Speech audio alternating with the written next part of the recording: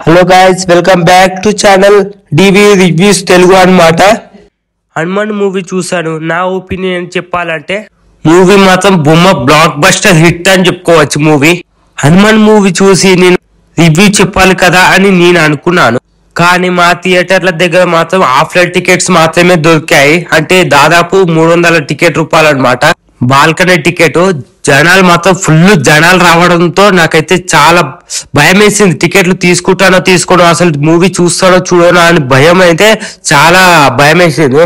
కానీ ఓవరాల్ గా మూవీ విషయానికి వస్తే మాత్రం నేను మూవీ చూసాక నా ఒపీనియన్ నేను చెప్తా, ఓకేనా? Hanuman movie just beginning, best of the movie. నేను ఈ మూవీలో స్టోరీ లైన్ చెప్పదలుచుకోలేను. హనుమాన్ మూవీలో క్యారెక్టర్ ప్లే చేసిన మన తేజ సజ్జా క్యారెక్టర్ అయితే సూపర్ అంటే సూపర్ ఉంటది. కానీ వేరే లెవెల్ యాక్టింగ్ చేయడం జరిగింది. గ్రాఫిక్ మాత్రం అసలు ఇంచు కూడా ఎక్కడ తగ్గలేదు. గ్రాఫిక్ మాత్రం హైలైట్ ఉందన్నమాట. ప్రొడక్షన్ వాల్యూ కానీ డైరెక్షన్ పరంగా కానీ సినిమా మాత్రం సూపర్ అంటే సూపర్ బాగుందన్నమాట.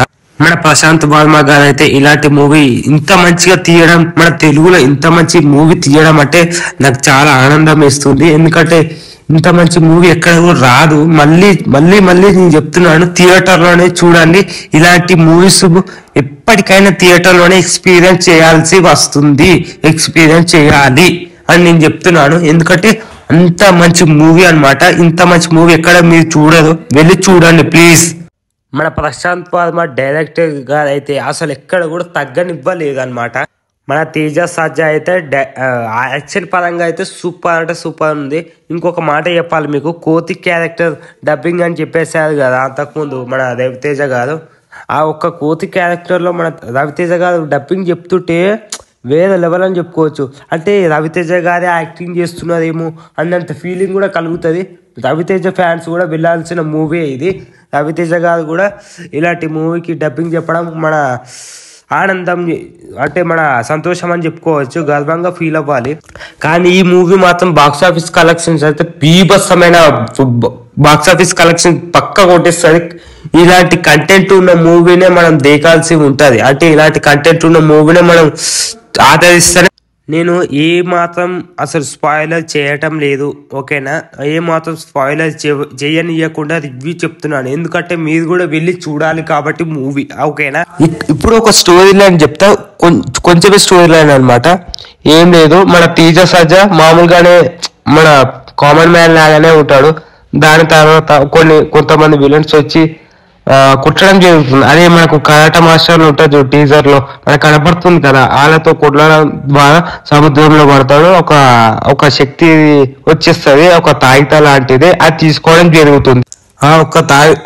తాయిత లాంటిది అది ఒక చేతికి అనేది రావడం జరుగుతుంది. అప్పుడు ఒక శ్వాస అనేది వచ్చేస్తుంది మన తేజ సజ్జకి. మెల్లమెల్లగా సముద్రం నుంచి బయటకు రావడం జరుగుతుంది. అప్పటి నుంచి మన తేజ సజ్జకి శక్తులు అనేవి రావడం జరుగుతుంది.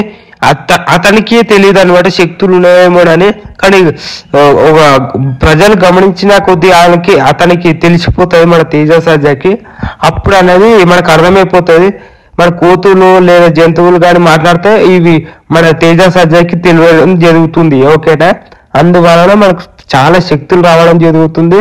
ఇంకొక విలన్స్ అయితే వచ్చి మన హీరో దగ్గరనే ఉన్నాయని చెప్పేసి అర్థమైపోతుంది. అర్థమైపోతాయి శక్తులు. అప్పుడు విలన్స్ వస్తారు, ఫైట్ చేయడం కానీ ఇంకేమైనా చేయడం కానీ జరుగుతుంది. క్లైమాక్స్ ఒక ట్విస్ట్ ఉంటుంది. ఇంటర్వ్యూల షాట్ కూడా ఒక ట్విస్ట్ అనేది ఉంటుంది. అది మీరు చూస్తే మాత్రం దిమ్మ దిగుతుంది అనమాట. అందుకే నేను థియేటర్లో చూడాలని చెప్తున్నాను, నాట్ స్పాయిలర్. ఇంతేనండి. స్టోరీ లైన్ విషయానికి వస్తే ఇంతే. మీరు ఒక ప్రశ్న అడగచ్చు నన్ను, ఈ యొక్క movie 1 time watchable 2 time watchable అని మీరు అనుకోవచ్చు. కాదు, ఓన్లీ కూడా కాదు, 10 టైం వాచబుల్ అనమాట. 10 time watchable movie Hanuman movie, 10 time watchable movie. ఎందుకు అలా చెప్తున్నానంటే ఇలాంటి మూవీ అసలు మీరు థియేటర్లోనే ఎక్స్పీరియన్స్ చేయవలసిన మూవీ. ఇలాంటి మంచి కంటెంట్ మూవీ థియేటర్లో ఎక్స్పీరియన్స్ చేయాల్సింది, ఓకేనా?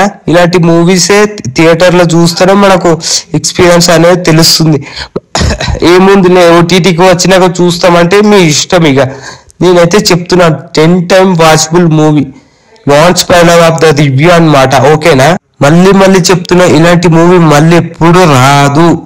ఇంతేనండి ఈ movie review. Like, share and subscribe to my channel. ఇంకా ఇలాంటి అప్డేట్స్ ఇంకా వస్తాయి. Subscribe to my channel, please to share.